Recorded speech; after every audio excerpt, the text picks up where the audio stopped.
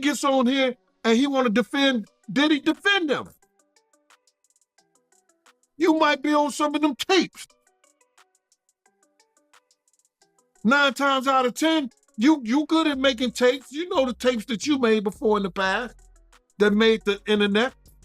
I'm not gonna speak on that, Mighty, not at all. You understand? Because it's got a young lady that's doing her thing in it and she don't need to be spoken on. But, you know, everybody who knows what I'm talking about, they know the tapes that made the internet with Stevie J before.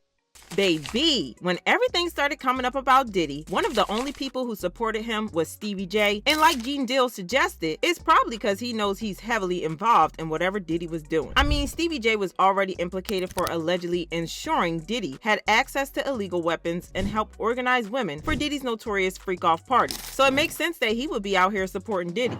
My man would never break the law. We don't do that. We're law-abiding citizens. That's what we do. You know what I'm saying?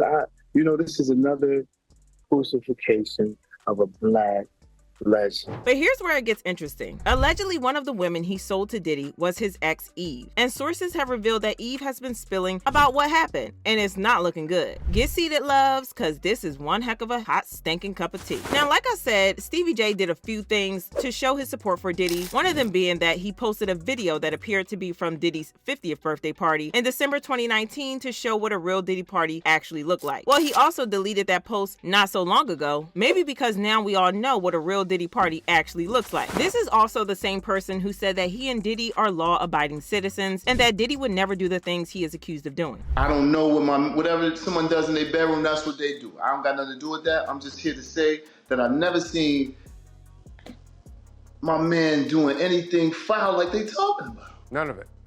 All of it. I mean, you know. I've never seen it. I've known him for 29 years. And then it's like with guys like 50, you know what I'm saying? Like Uncle Tom, cats like that. Stevie J was also present when Diddy's houses were being raided, and he shared his firsthand knowledge about the force federal agents used against the raids, saying that the feds barged in, aimed at him, and ordered him outside with his hands up. And then they put him in handcuffs during the search, and he said he saw agents leave with a single bag filled with potential evidence. Well, according to most people, the only reason why Stevie J was defending Diddy so much was because he knew he was in those tapes from the freak-offs that were recovered. And allegedly, he was also behaving the way he was behaving because he knows that the things he did to Eve would also be revealed, and that includes allegedly selling her to Diddy. Now, as far as Eve is concerned, not so long ago, she released her memoir, Who's That Girl, where she talked about many of the things that happened throughout her music career and after, and her relationship with someone like Stevie J. For reference, Eve started dating Stevie J sometime in the 90s, and while they were together, they were one of the hottest celebrity couples. And about how they met, Stevie J said, "I met Eve at a video shoot. We had the same publicist at the time, and they asked me to go to one of her videos, so myself and my son, Lil Stevie, went and we met her there. She asked if I was single and I said no. We never exchanged numbers. Then I saw her again right after I broke my relationship off, and we began to date thereafter." Of course, from the outside, it looked like they were a power couple, but we also know that Eve went through it when she was with Stevie J. At that time, I was also in a relationship that was very toxic. That was not working. Can you guys wave the camera here? It's a deal, camera. She was in a relationship with another producer, Stevie J, and she would tell me she wasn't happy.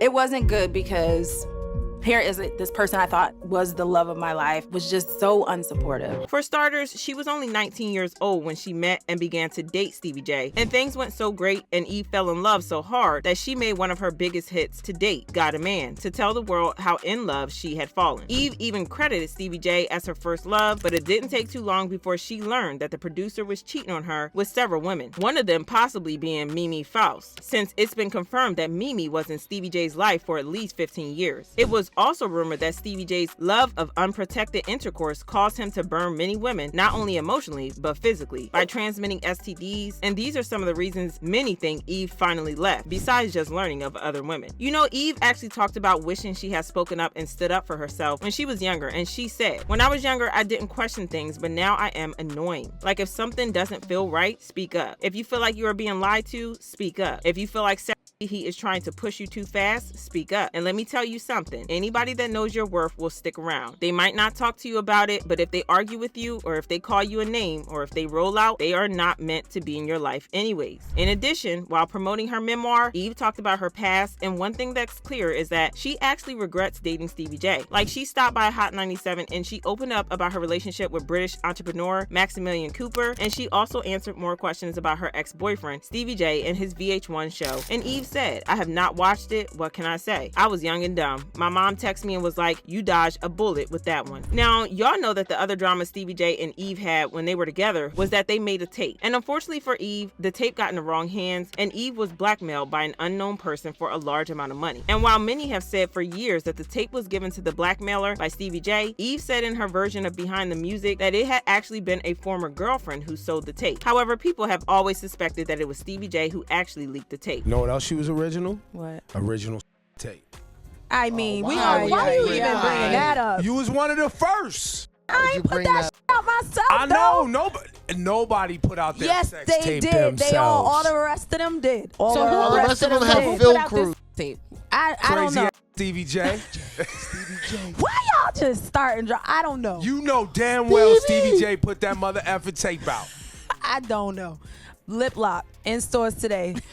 Then, other than allegedly releasing the tape, several sources have claimed that when they were together, Stevie J sold Eve to Diddy. Personally, I wouldn't be surprised if this was true, because Stevie J was mentioned in Diddy's lawsuit filed by Lil Rod, where he said that Diddy directed Stevie J and his son Justin Combs to recruit the ladies for his parties, and in Justin's case, he was instructed to find the younger ones to attend the party. Lil Rod even included screenshots of Justin attending the parties with Diddy, and in the photos there were girls who looked like they were clearly too young to be at the parties. And if Stevie J was responsible for getting older ladies, do you see how it's possible that he sold Eve, especially given how their relationship was super toxic? Anywho, elsewhere, the lawsuit also claimed that Diddy showed X-rated material to Lil Rod that allegedly showed Stevie J with another man. According to what Lil Rod said, Diddy said it was a normal practice in the music industry, and he was like, look, even Stevie J is doing it. See how Stevie J is very familiar with freak-off tapes? I mean, I see why people would insist that he is the one who leaked the tape with Eve, and I also see why people would speculate that he probably sold Eve to Diddy as well. But you know what? Something else that's interesting about this entire Eve, Stevie J, Diddy shenanigan is that Eve also had an unpleasant run-in with Jay-Z. I know, right? What are the odds? So in her book, Eve recalled a phone call from Jay-Z where he tried to temper her expectations when it came to her debut album. She said that Jay straight up told her that female rappers don't really do that well on the day her 99 project arrived. She also talked about a label exec who even went so far as to tell her that she should give up and get pregnant. You see, throughout the book, Eve also disclosed she had to deal with plenty of doubters when it came to executives who continually disrespected her, and naturally, since she talked about the phone call with Jay-Z, people assumed that Jay was one of the people who continually disrespected her. However, when she appeared on The Breakfast Club, Eve said that when Jay-Z called her to tell her that female artists don't make it, he didn't have bad intentions. Eve does say that she was hesitant to put this in the book because she knows how people are and will take it and run with it, and she also said that there wasn't anything bad in what he said and that it was an amazing call. According to her, Jay-Z wasn't saying it in malice or to be mean because it was actually facts in what he was saying, and she felt like he was trying to temper her expectations.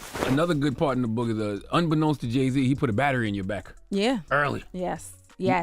It's funny because that was one of those things that we were like, do we put this in there? Because I know how people get, but it's nothing bad about that. I didn't think so. You know, it's one of those things where it was a very amazing phone call that I needed. That was one of those, I always felt like I was the underdog anyway. And he wasn't saying it out of malice or mean. That wasn't about that. It was facts.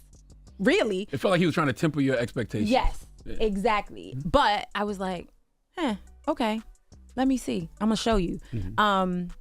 Yeah, it's all good. It's all good. Regardless, just like Diddy and Stevie J, people also said that Jay-Z was one of the people who disrespected Eve. And some even said that they know that Jay-Z called Eve after she released the book to tell her to fix what she said about him. And that's exactly true because during an interview with Ebro, Eve once again addressed media headlines that suggested Jay-Z was attempting to discourage her through the conversation, stating, if you read the chapter, it is not so like that. And I didn't think in that moment that that man was trying to discourage me. After Ebro chimed in, again, stating that it seemed to him as if Jay-Z was simply trying to make her aware of what the challenges were at the time. Eve vehemently agreed and added, "For me, I took it as, okay, I hear you, but also, let me see." Ebro then went on to suggest that he was confused after seeing the headlines because they seemed to be painting a different story from what was actually in the book, prompting Eve to respond, "Yeah, I got a phone call." She also said that she was happy Ebro brought up the topic and gave her an opportunity to clarify things once more, as she believes her words were purposefully misconstrued for clickbait, adding, "Jay has always been the biggest supporter of who he supports. It was nothing like that." Again, we have people saying that Jay-Z probably threatened Eve and told her to fix things, which again wouldn't be surprising. Jay does have a history of doing such things. But that aside, do you believe that Eve was actually sold to Diddy by Stevie J? Is this what she's been trying to tell us when she says her relationship with Stevie J was toxic? Sound off in the comment section below.